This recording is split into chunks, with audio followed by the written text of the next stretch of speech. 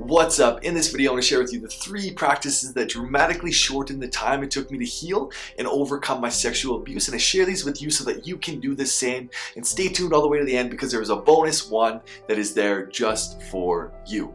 So let's get right to it and cut that healing time in half. What are the 3 things that dramatically helped me heal from my sexual abuse? Well, the first one is yoga. Woo! Straight up, simple yoga. And I'm not talking about going to a studio and doing yoga. I'm talking about literally just doing YouTube yoga. And I'll link below many different people who I've done yoga through on YouTube. I started with yoga with Adrienne. She's a phenomenal beginner intro. And then I moved to yoga with Barrett Larkin. And then I moved to yoga with Tim. And yoga with Tim is currently where I'm at. It's like a moderate level.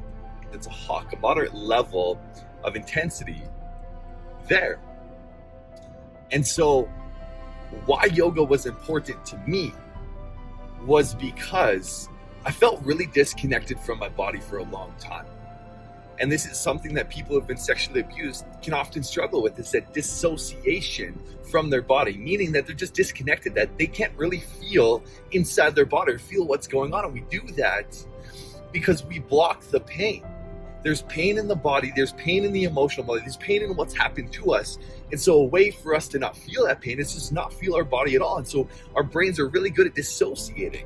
Even when people have been abused, they can picture themselves outside of their body to let go of the pain, to not see themselves in that realm, to not feel their feelings fully.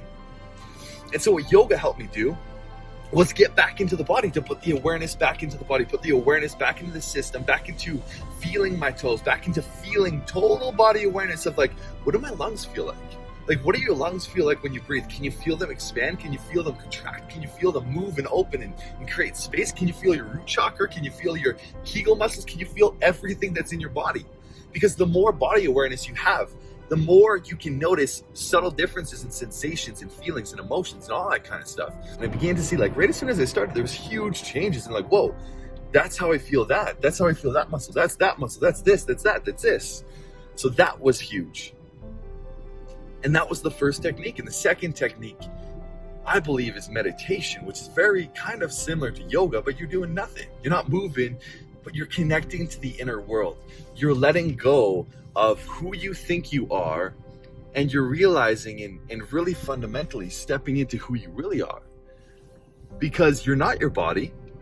You're not this body that you think you are. You're not your mind, but you're someone witnessing all of those happening. Think about it. You eat, 1,100 to 1,400 tons of food by the time you reach age 60. Like, where does that food go? What happens to that food?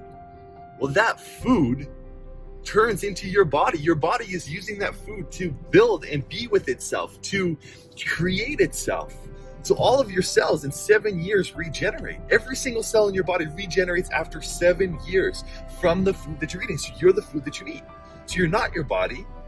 You're not the food. You're not your mind. You're not the thoughts you think. Oftentimes there is the thoughts that we think, and we think that we're the thoughts, but the truth is that we're the person looking at the thoughts. Because if we were the person who were our thoughts, we wouldn't have thoughts in the first place, because that's all that we would have. We wouldn't know otherwise, because we live in a duality world. You cannot tell me what up means without the context of knowing what down means. You cannot tell me what good is without letting me know what bad is first. Just like how our thoughts are not us, we're the ones who are observing the thoughts. And so it really helped me shape and realize that, like, every single story I told myself around abuse, around sexual abuse, around being abused, didn't necessarily have to be my truth. And all of the thoughts that were up there weren't me. They weren't this untouched. There was this part of me that could be untouched. This part of me that was still pure and beautiful and innocent and lovable and kind and caring and just amazing and unlimited in its potential. And that you can never take away from, and it's inside of you as well. And so meditation helped me get into that space. And what I'll also do is I'll link a couple of apps below where you can start meditation and just learning how to start meditation. I've been meditating for about 7 years, and I started with just breathing and relaxing. And slowly the practice began to build and build and build, where I could be with my thoughts, and I could see that I wasn't my thoughts, and I can see that I'm something other than my thoughts, and then I can just be in the space of emptiness. So it's progressed, but it doesn't mean that you can't start now. And that's exactly where we get to go. And the third technique, the third thing that has changed my life and helped me heal through sexual abuse is learning, is reading consciousness, reading different books, reading self-development books, reading personal development books, reading something that challenges my current beliefs, challenges my current thought system, that helps me look at the bigger picture, that helps me see something bigger, grander, and different than what I'm currently experiencing. So if I'm currently experiencing a lot of negativity, and I want to read something that's like, well, it doesn't have to be that way. Because then I'm like, what the heck? Like, then I'm not just like, oh, it's always negative, right? I'm questioning that belief and like, why does it have to be negative? Beautiful. It can be positive as well. And so reading new material and reading and learning and getting into self-development and personal development has really shifted my life, and it's really shifted where I'm going in my life and what's happening in my life and my outlook on life and everything along those lines. And I've heard a lot of people say that they don't need it, that they're good. And I would invite you to take a deeper look. What is causing you to say that? What is causing you to say that? Are you really good? Are you really, really, really, really, really good? Because for me, I was that guy who said I was really good. And I didn't know what I was missing, because we don't know what we don't know. We don't know what we don't know. I didn't know that I could be happier. I didn't know that I could experience more love. I didn't know that I could experience more bliss in my life. I didn't know that those things can always increase. I didn't know that I can feel love at a deeper level and a sense of connection. I didn't know any of that.